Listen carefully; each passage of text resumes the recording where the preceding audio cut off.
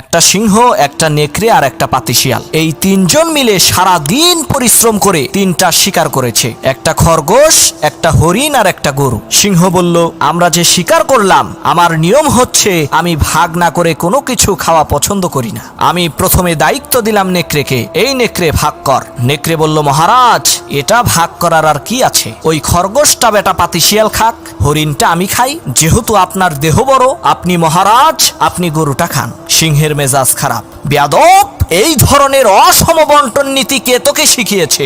এক থাপ্পড় মেরেছে, নেকড়ের কল্লা 50 হাত দূরে যেয়ে পড়ছে। এবার সিংহ শিয়ালকে বলছে, এই শিয়াল ভাগ কর বেটা। শিয়াল কয়, মহারাজ এর মধ্যে ভাগ করার কিছু নাই, আপনি ব্রেকফাস্ট করবেন খরগোশ দিয়ে, লাঞ্চ করবেন হরিণ দিয়ে, আর ডিনার করবেন গাভী দিয়ে। মহারাজ খুব খুশি। হে রে শিয়াল রে, এত ইনসাফ ভিত্তিক বন্টন নীতি কে তোকে শেখালো রে? শিয়াল বলে, কিছুক্ষণ আগে যে কল্লা দিয়ে গেছে